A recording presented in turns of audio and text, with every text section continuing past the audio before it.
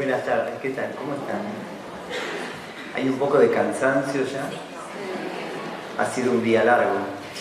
Bueno, me corrí un poquito más para adelante, simplemente para variar un poco la distancia. A mí me gustaría compartir con ustedes esta tarde una reflexión a partir de un proyecto de investigación que dirijo en la Universidad Pedagógica Nacional desde el año pasado y que gira en torno a este título: Infancia, pantallas, escuelas, y que tiene que ver un poco con esta relación muy actual, muy discutida, muy atravesada de discursos y de prácticas, que es la relación de las niñas y los niños pequeños con las tecnologías digitales. Aunque no necesariamente, pero va a haber una cierta tendencia a pensar estas cuestiones desde el nivel inicial, porque es donde se despliega esa investigación y donde yo más trabajo. Antes de eso quisiera hacer una única aclaración bibliográfica. En el link de la bio de mi Instagram puse un enlace que se llama El texto del que hablamos. Y en ese enlace hay una biblioteca virtual, que es mi propia biblioteca virtual. Así como en el comedor de mi casa tengo una biblioteca de libros de papel, en ese enlace tengo una biblioteca de libros digitales. Se accede a ellos a texto completo. Yo no los publiqué, solamente los encontré por ahí, los fui guardando. Entonces, si en el transcurso del próximo rato, que voy a hacer uso de la palabra, menciono a este o aquel autor, es altamente probable que si le quieren seguir la pista, ahí encuentren los textos. Así que simplemente esa invitación. Me gustaría comenzar creando un poco de confusión con dos puntos de partida, uno, digámoslo, discursivo y otro, digámoslo, referido a escenas del aula o de la sala, ¿sí? Y que tienen que ver con qué palabras, qué cosas se dicen habitualmente acerca del encuentro entre infancias y pantallas en la escuela, cuáles son el rompecabezas de ese discurso que está muy instalado en las discusiones cotidianas, y al mismo tiempo algunas cosas que se pueden ver que se hacen en las aulas, en las salas. Con respecto al punto de partida discursivo, hay que incluir tecnologías en la enseñanza. Hoy por hoy, una enseñanza solo es innovadora si incorpora las nuevas tecnologías, ya que los chicos de hoy en día son nativos digitales. Nacieron en un ambiente altamente tecnologizado y hacen un uso constante de las tecnologías, a veces las manejan mejor que los grandes. Los docentes, por su lado, deben hacer un buen uso, porque las tecnologías son como cualquier herramienta que uno la puede usar bien o la puede usar mal.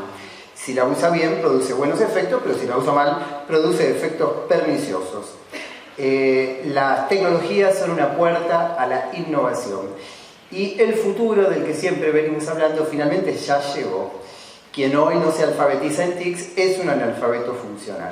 Vivimos una época de cambios acelerados y vertiginosos a los cuales la escuela debe adaptarse, porque si no se adapta, se queda atrás. Bueno, hice un panorama, ya está, me voy. Bueno,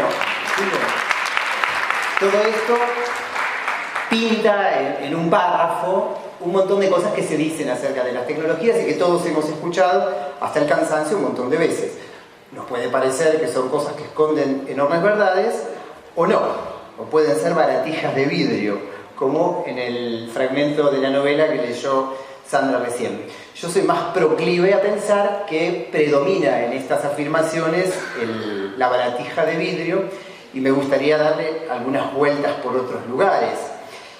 Me gustaría pensar que esta idea de que las infancias son digitales y son nativos digitales y que hay que incluir a las tecnologías, porque es lo que se sigue a partir de esa creencia, o su contrario, la idea de que las tecnologías amenazan a las infancias y hay que mantenerlas lo más alejadas posible de las pantallas porque les producen daño.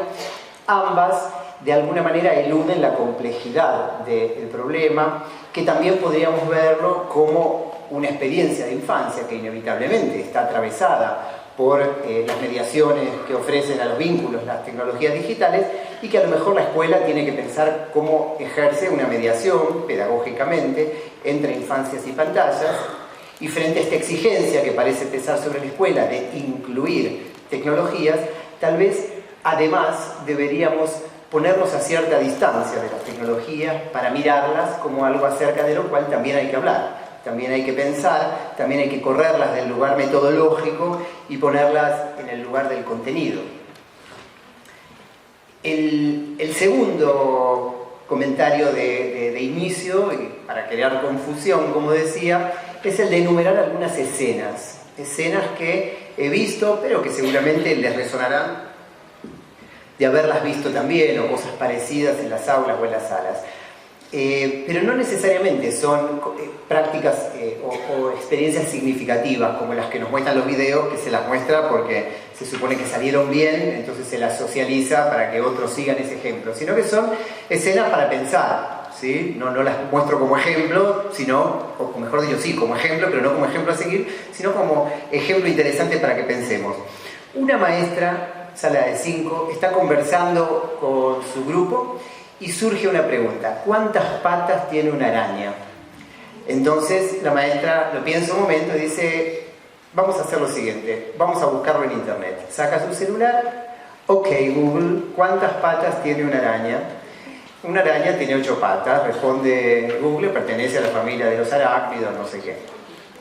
Se va a su casa la maestra y va charlando con una compañera de trabajo, y en la calle le cuenta y le dice: pero me quedé pensando, no sé si hice bien en buscar la pregunta en el Google.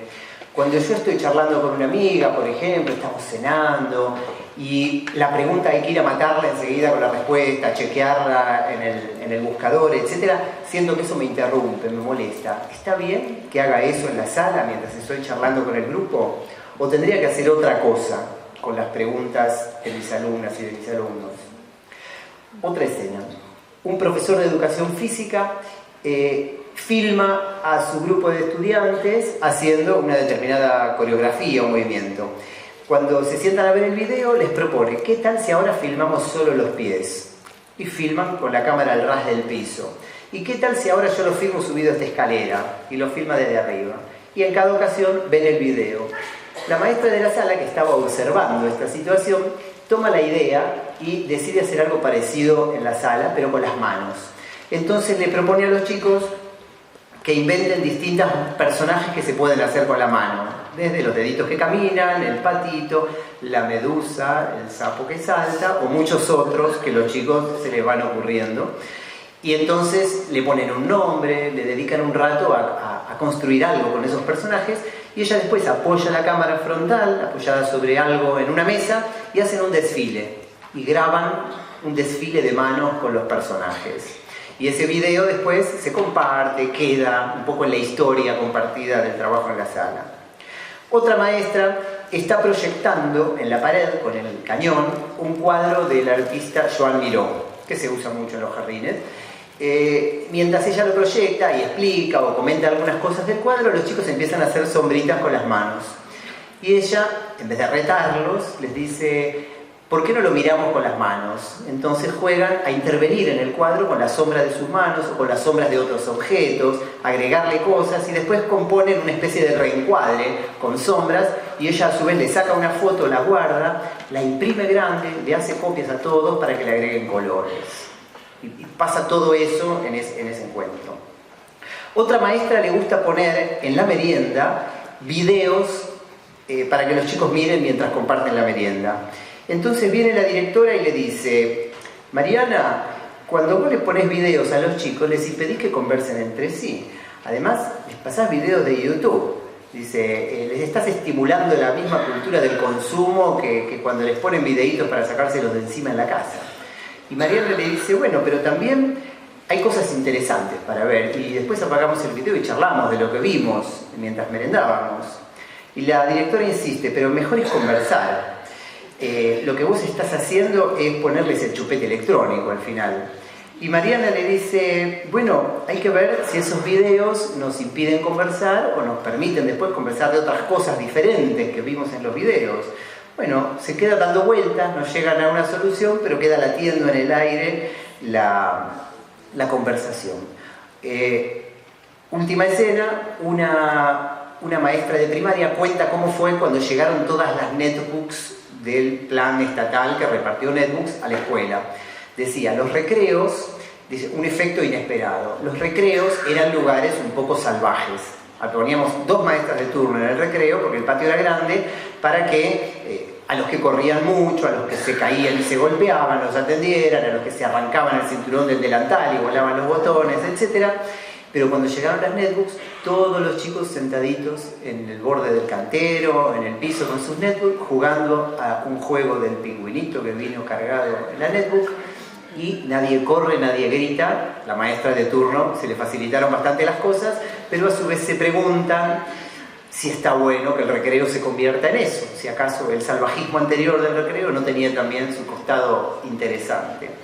Y bueno, podríamos agregar el ejemplo de las aplicaciones con audios para aprenderse las tablas de multiplicar, o la animación a partir de los dibujos de los chicos para construir un cuento. Y hay una cantidad, quiero decir, de ocasiones en las cuales las tecnologías digitales aparecen involucradas en propuestas de enseñanza, en experiencias escolares, que además de la pregunta por si son eficaces o no, si están bien o mal usadas, traen preguntas acerca de lo que representan las tecnologías fuera y dentro de la escuela, y lo que representan las tecnologías en nuestras vidas, en el sentido de que el tiempo y el espacio escolar, si seguimos a Jorge La Rosa, es un tiempo y un espacio lentificado, es un tiempo formativo. Él destaca que la palabra escuela viene de la palabra griega skolé, que significa tiempo libre, y tiempo libre significa tiempo liberado, tiempo de conversar, tiempo de darnos tiempo, tiempo de no apurarnos, tiempo de escribir, de leer, de estudiar, de jugar.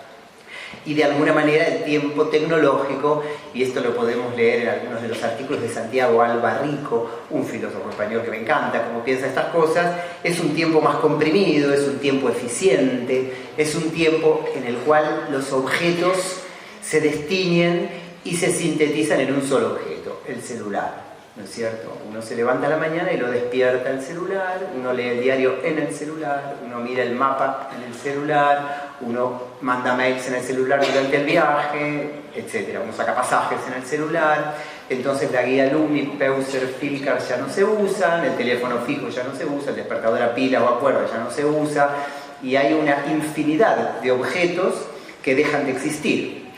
En las escuelas, en la vida, no se escriben más cartas postales, o casi, pero en la escuela puede tener sentido escribir cartas postales, porque es una manera de conectarnos con ciertos modos del vínculo, no solo para estudiar una cosa del pasado, sino para conectarnos con distintas formas de vivenciar los vínculos.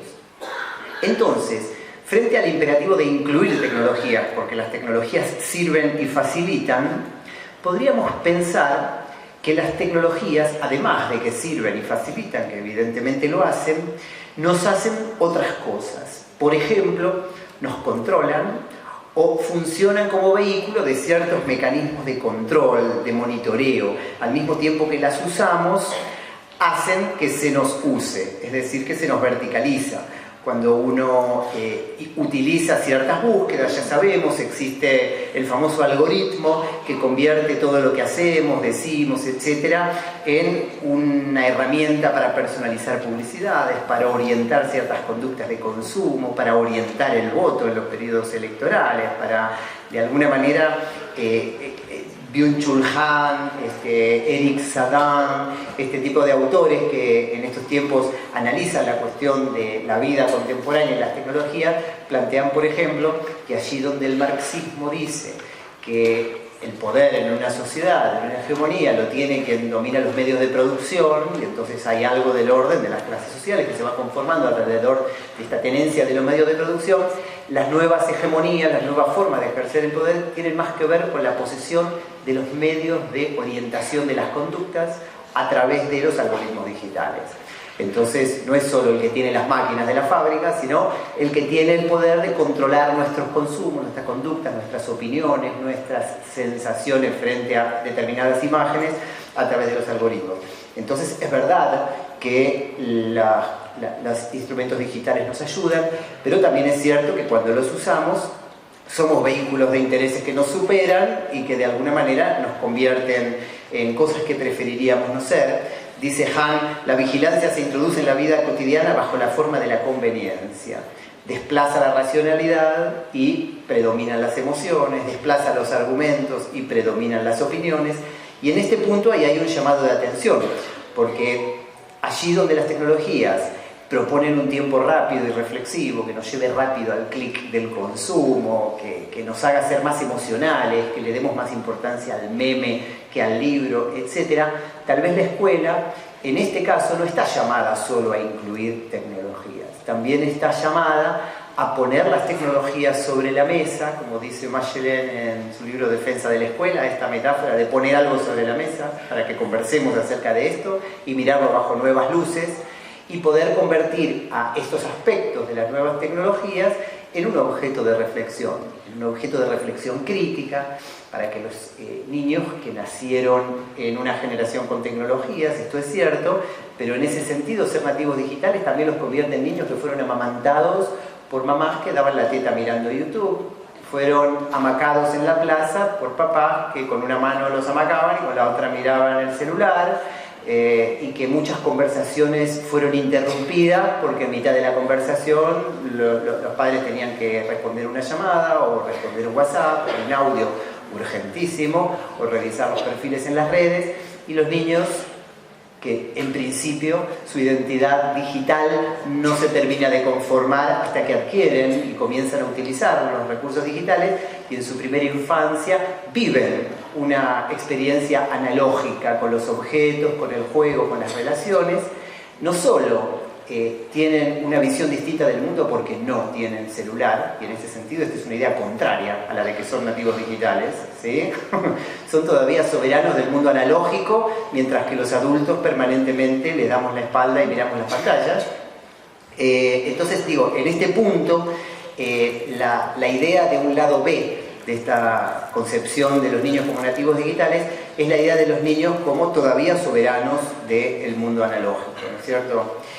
Por otro lado, las tecnologías en muchos casos nos sustituyen, nos desplazan, nos reemplazan, hacen cosas por nosotros, pero al hacer cosas por nosotros, como indicarnos cómo llegar hasta un lugar, también impiden que nosotros nos fijemos cómo llegar a este lugar. Hay una manera muy bonita que lo dice esto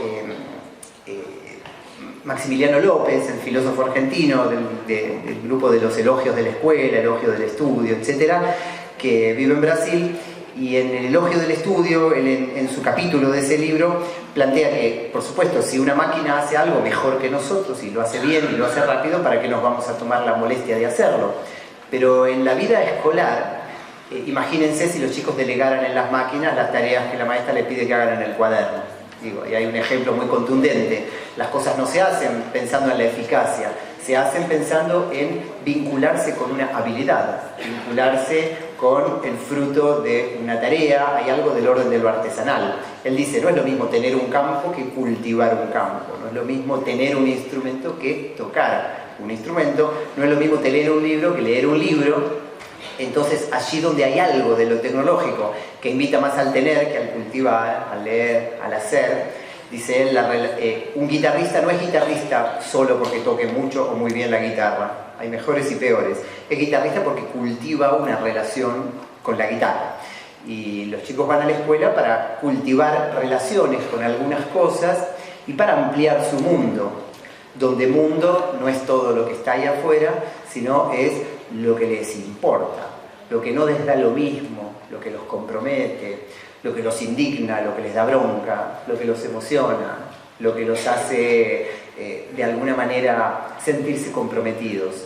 Entonces, decir que la escuela amplía el mundo de las niñas y los niños es decir que hace que la lista de cosas que no les dan lo mismo va aumentando cada vez que van a la escuela. Hay más situaciones, escenas, ficciones que los atraviesan y los vuelven personas con una mirada más larga, más sensible. El mundo se ensancha en la escuela. Entonces, queremos agilizar, facilitar, acortar, comprimir las acciones. Hay un punto en el que las tecnologías tal vez nos traen algunos problemas. Ya sabemos además que las tecnologías a veces nos hacen hacer cosas que preferiríamos no hacer. Y en este punto hay preguntas respecto de las cosas que se hacen y se dejan de hacer que vale la pena pensar en el marco de este vínculo, de este triángulo: infancias, tecnologías, escuelas. En la ciencia ficción hay muchos ejemplos de películas, de novelas, etcétera, que cuentan mundos en los cuales las tecnologías se humanizan y toman el poder. Desde 2001, Odisea del Espacio, una película que se filmó antes de que la mayoría de ustedes naciesen, hasta la Matrix, en la que las máquinas se apoderan del mundo, Terminator, en el que también hay una guerra entre las máquinas y los humanos, y tal vez algo de todo eso, con los avances en inteligencia artificial, se esté volviendo realidad. Se está tratando en algunos países la ley de cupo humano. Suena raro, pero es así. En algunas ocupaciones en las cuales el trabajo de las máquinas desplazaría a las personas, así como hay cupo femenino, cupo trans, cupo racial, etcétera, cupo humano. Pero me parece que la idea de que la máquina se humaniza y los domina no es tan verídica, no es tan genuina como la que plantea la película WALL-E, una película del 2008, en la cual una nave espacial se lleva a los sobrevivientes de la Tierra a vivir en el espacio, porque la Tierra quedó devastada por la contaminación y ya no es habitable. Entonces dejan a un robotito aplastando basura y dejan a una robotita llamada Eva, miren el nombre, que tiene que detectar cuando vuelva a haber vida en el planeta. Cuando encuentre alguna evidencia de que el planeta vuelve a ser habitable, les tiene que ir a avisar a los seres humanos para que puedan volver. Esto sucede, pero cuando Eva llega con una plantita para mostrar que creció algo vivo, los seres humanos se han convertido en unos seres fofos y babosos que levitan sobre unas camillas, ni siquiera caminan, y están todo el tiempo mirando una pantallita, no se contactan entre ellos, no se tocan, no se miran a los ojos, no hay nada, digamos, viven en un estado de goce homeostático extraño, pero conformista, y creo que esa imagen, la imagen de que la máquina nos sustituye al punto de volvernos atrofiados y obsoletos, es la imagen que a lo mejor desde el punto de vista de la relación infancias, escuela, tecnologías, debería preocuparnos más.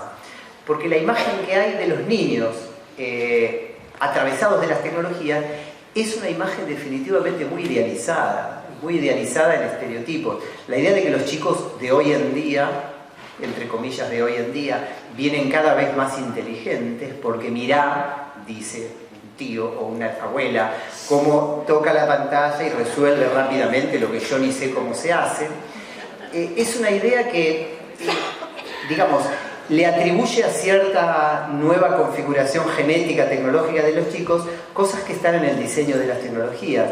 Si uno mira Windows, si uno mira Android, si uno mira el iOS, si uno mira las interfaces de los sistemas operativos que utilizamos en todos los dispositivos todos los días, son sistemas de opciones cerradas, son sistemas que tienen permanentemente un código visual intuitivo. Nadie lee el manual de instrucciones si es que lo trae un celular o una computadora. En cambio, si vos te compras una licuadora, sí, dice enchufe, fíjese que sea 220, flechitas, perilla del volumen, de la velocidad, todo. El celular no, nadie espera que haya nada que entender ahí. Es decir, hay que simplemente entregarse a un sistema de instrucciones que si uno está por meter la pata, aparece una ventanita que dice: ¿estás seguro que quiere hacer esto? No, cancelar. Es decir, es muy visual, prescinde por completo de los textos. Hay una sensación además en la interfase computacional de un manipuleo exploratorio, de meter archivos en carpetas, de llevar una cosa de acá para allá, los gestos, digamos, ya dejaron de ser como las primeras computadoras, en el QBasic, en el DOS, en la Commodore 64, en la Spectrum. Yo tuve todas esas computadoras y me acuerdo que cuando tenía que hacer algo con la computadora tenía que tipear comandos, input, comillas, no sé qué, cierro comillas. Algunos se acordarán cómo era. Había que enchufarla a un grabador de cassette y en el cassette estaba el programa, había que poner el comando load y así se cargaba. En fin, que había que entender cómo funcionaba y había un esfuerzo, y ahí, si un chico chiquito lo hubiera podido manejar, podríamos habernos con justicia asombrado.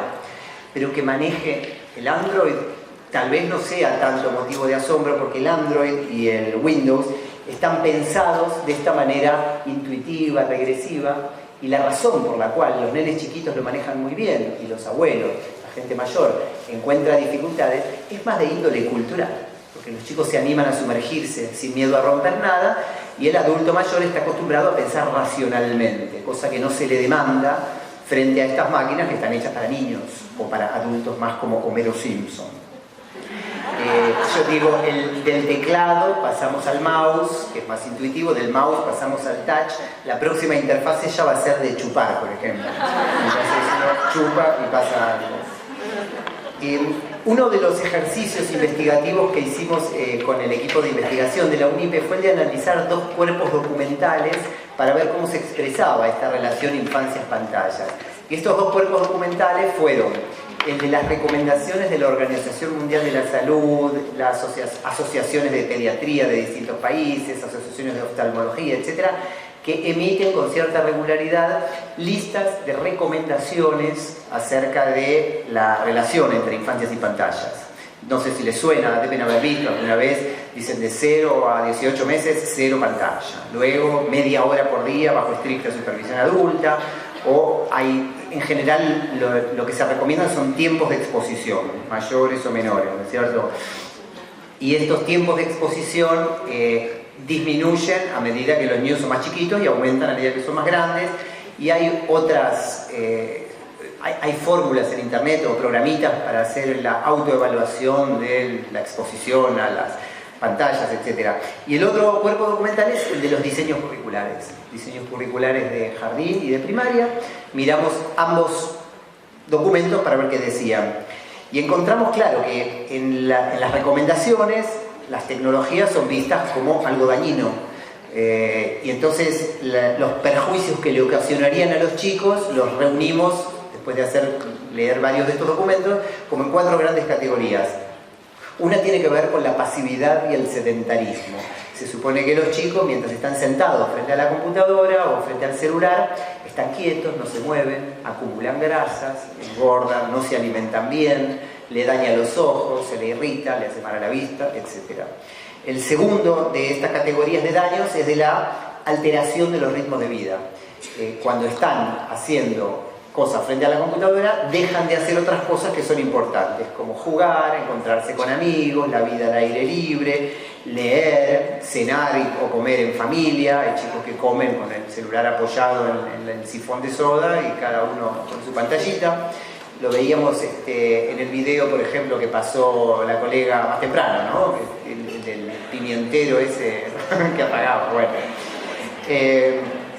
La tercera de estas categorías es la de la seguridad, en el sentido de que los chicos están expuestos al grooming, al ciberbullying, al peligro en la calle de andar con auriculares y que te atropelle a alguien. Y por último, los contenidos en sí mismos. Se supone que al estar expuestos a un contenido poco supervisado, hay contenidos estereotipados, hay contenidos violentos, hay contenidos sexistas, machistas, con prejuicios y cosas por el estilo. Entonces pueden tener una influencia inadecuada. Esto resume un poco la visión del campo de la salud que se plasma en estos documentos sobre las infancias. En los documentos curriculares, uno encuentra que en los documentos curriculares se habla sobre todo de las tecnologías como un recurso, pero también se habla de la seguridad. Hay conceptos curriculares bastante desarrollados en el capítulo de educación digital de la mayoría de los diseños de Argentina, y en algunos está mezclado con indagación del ambiente social, natural y tecnológico, por ejemplo, dice el diseño de corriente. Hay varios diseños que lo incorporan también en otras partes, no solo en el capítulo de educación digital, pero hablan de alguna manera de la alfabetización tecnológica, piensan un conjunto de categorías didácticas y pedagógicas enlazadas con el mundo digital. Hay una en particular en la que me gustaría detenerme un momento, y que es la idea de pensamiento computacional. La idea de pensamiento computacional, que apareció en los diseños curriculares en los últimos 6-7 años, es un poco heredera de una idea de la psicología cognitiva, esta idea de hacer una comparación entre la mente y una computadora. Solamente que los psicólogos del cognitivismo no piensan que uno tiene que aprender a pensar como una computadora, sino que piensan que la metáfora de la computadora puede servir para entender cómo funcionan los procesos mentales. Mientras que los conductistas planteaban que la caja negra entra y sale nomás, el estímulo-respuesta, la idea de que en la mente hay procesos y que estos procesos son análogos a los que, por ejemplo, entonces utilizar algunas palabras tomadas del mundo computacional, la analogía entre la mente y el ordenador porque las traducciones españolas solían usar esa palabra. En cambio, el pensamiento computacional invierte los términos, propone que los chicos empleen secuencias de pasos, descompongan ciertos procesos, sigan instrucciones empleadas al modo de los comandos computacionales y que de alguna manera encuentren una inspiración en la computadora para pensar lógica y racionalmente. A lo que más se parece es a lo que los diseños de hace 30 o 40 años llamaban pensamiento lógico-matemático, digamos, ¿no? Pero se lo llama pensamiento computacional como en un gesto innovador. Entonces, hay otras adjetivaciones del pensamiento que desde hace mucho utilizamos. Pensamiento crítico, pensamiento complejo, pensamiento creativo. Estas tres son formas de adjetivar el pensamiento que lo amplían en algún sentido. El pensamiento crítico lo amplía políticamente, el pensamiento complejo lo amplía en cuanto a la cantidad de elementos del pensar, el pensamiento creativo en cuanto a las relaciones que establece quien piensa entre distintos contextos, por ejemplo.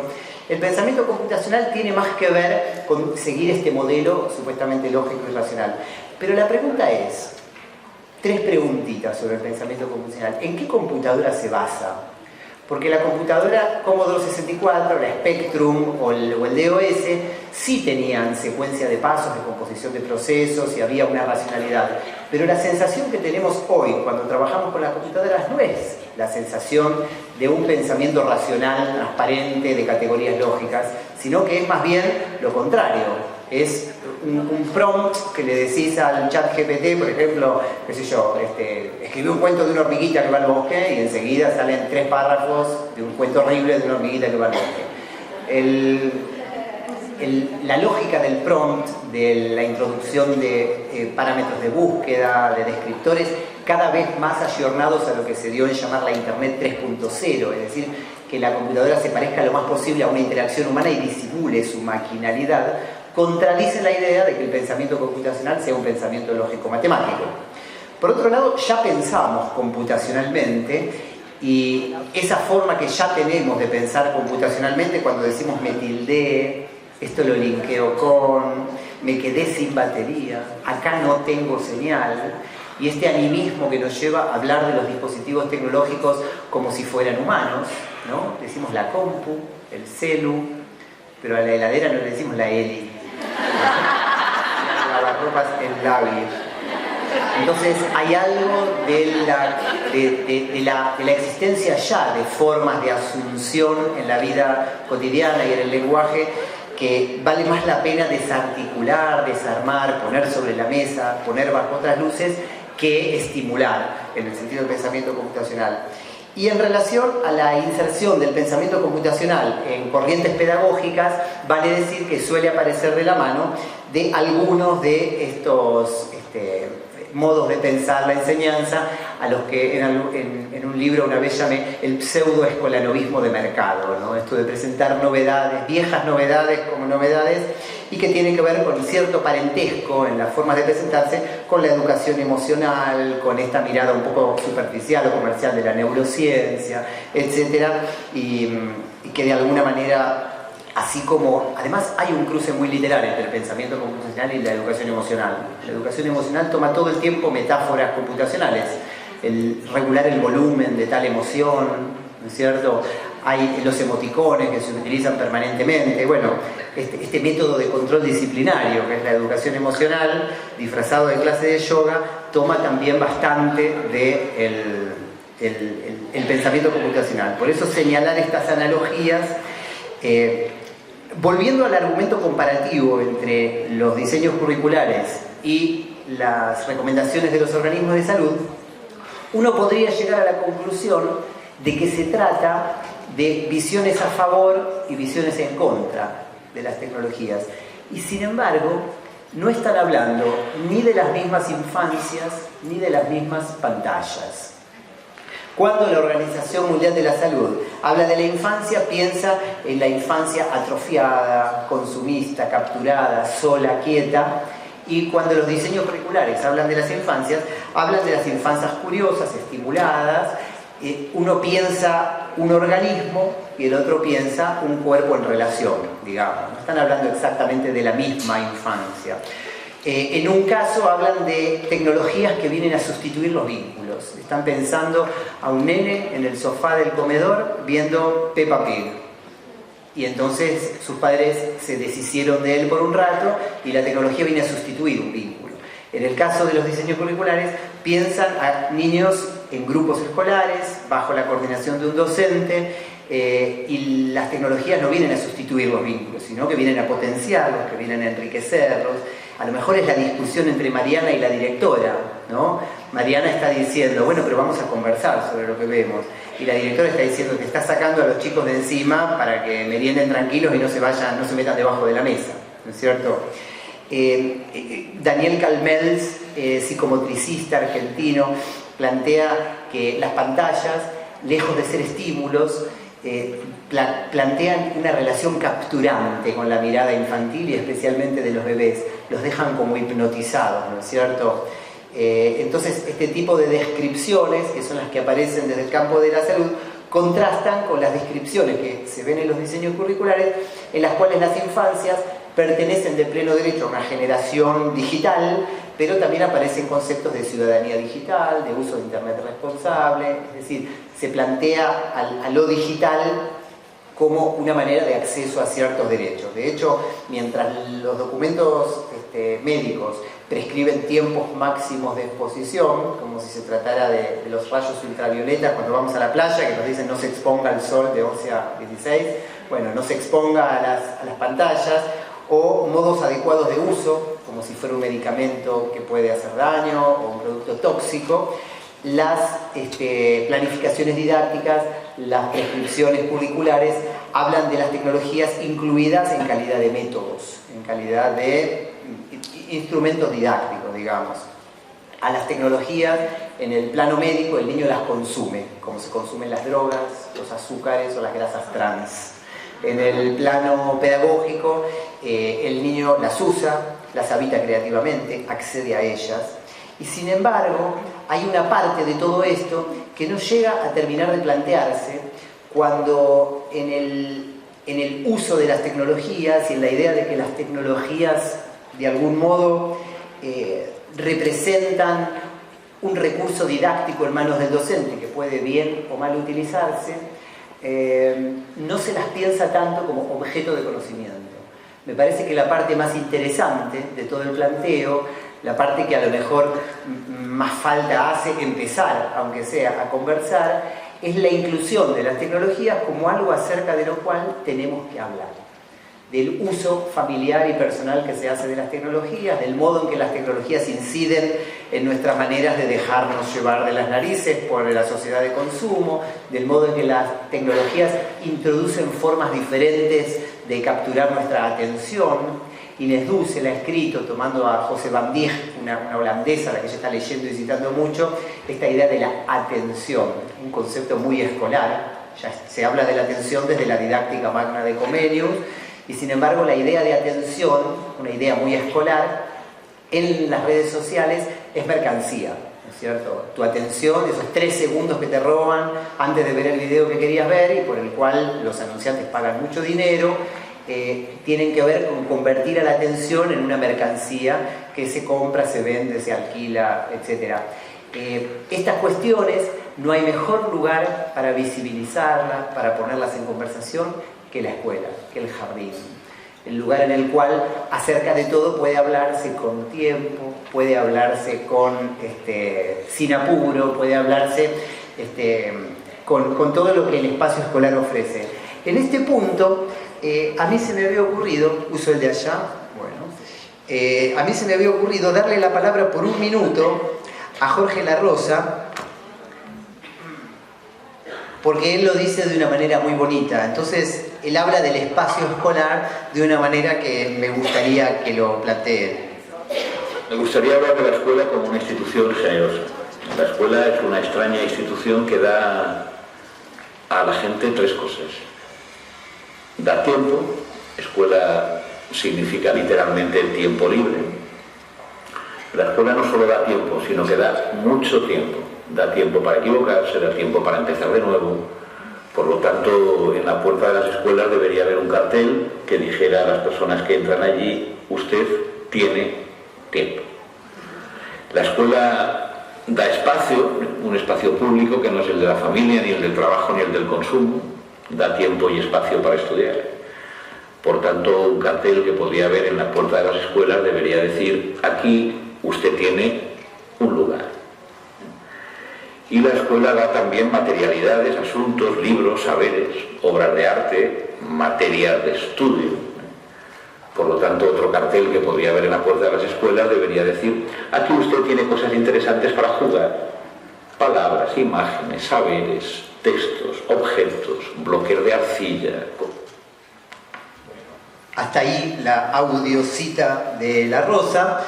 Si uno lo quisiera leer, en vez de escuchar, puede leer el libro P de Profesor, que ahí desarrolla esta idea, además de otros, o puede ver su abecedario pedagógico, que está en YouTube, y de ahí saqué el audio, que es una maravilla, dura como 1 hora y media, y inspirado en el abecedario filosófico de Deleuze, él hace el ejercicio de, para cada letra del abecedario, pensar una palabra educativa y comentarla, pensar pedagógicamente a partir de esa palabra. Un ejercicio que después de hacerlo él, le siguieron en el mismo programa Inés Dussel, Carlos Esclía, Walter Cohen y varios otros, ¿no? En ese abecedario pedagógico y en esta inserción en particular, que es en la letra G de generosidad, plantea la potencia de la escuela como un lugar de pensar, como un lugar de detenerse. ¿Pueden ayudar las tecnologías a esta? ¿Pueden hacerle caso a esos carteles? ¿Usted aquí tiene tiempo? Usted aquí tiene un lugar al que pertenecer, un lugar en la fila, un banco, su nombre está en la lista, usted está inscripto, con lo que significa la inscripción. Usted aquí tiene de todo. O las tecnologías vienen a reemplazar los bloques de arcilla y todo eso que dijo La Rosa, digamos. O las tecnologías vienen a apurar ese tiempo que la escuela necesita. Porque no hay otro lugar en el mundo ni en la vida en el cual se converse como se conversa en un aula. Fíjense, estamos en un aula ahora. Estamos en un aula y llevamos varias horas en las que personas totalmente desconocidas entre sí conversan. Acá somos muchos, entonces la conversación está un poco limitada, pero si fuéramos menos, conversan a propósito de algo que no soy ni yo ni vos. Es una tercera cosa que nos convoca, que nos interesa y a la cual nos dedicamos a rodear con palabras, con lecturas, con escrituras, en el caso de una materia, con encuentros que van y vuelven a ser reiterativos, con una biblioteca al lado que asegura que el pensamiento se enriquezca con conceptos que vayan más allá de lo que uno trae puesto, y no nos convoca la amistad, por más que después podamos hacernos amigos. Carlos Esclea la define a la conversación educativa como una conversación entre extraños. Está bueno. Tiene fecha de caducidad, digamos, ¿no? En noviembre se termina y a lo mejor no nos vemos más. Y en el caso de hoy, a lo mejor se termina ahora, en un ratito, y no nos vemos más. Algunas prácticas mediadas por tecnologías vienen a contribuir a esa cualidad del aula o vienen a atentar contra esa cualidad del aula.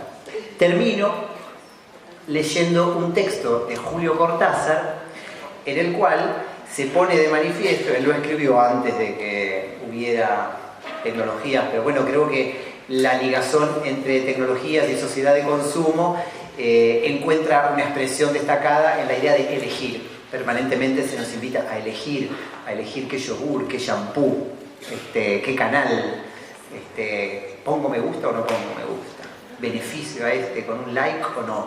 Bueno, esta idea de elegir, la compulsión a elegir, la compulsión a opinar, la compulsión a la información, creo que está bastante bien retratada con ironía en este cuento breve de Julio Cortázar, con el que finalizo, y si hay comentarios o preguntas, y dice así: no está convencido, no está para nada convencido.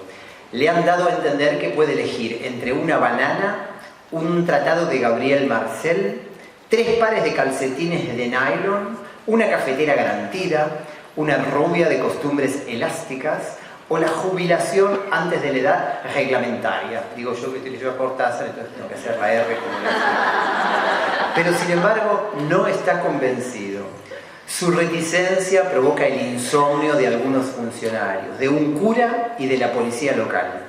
Como no está convencido, han empezado a pensar si no habría que tomar medidas para expulsarlo del país. Se lo han dado a entender, sin violencia, amablemente. Entonces ha dicho, en ese caso, elijo la banana. Desconfían de él, es natural. Hubiera sido mucho más tranquilizador que eligiese la cafetera, o por lo menos la rubia. No deja de ser extraño que haya preferido la banana. Se tiene la intención de estudiar nuevamente el caso.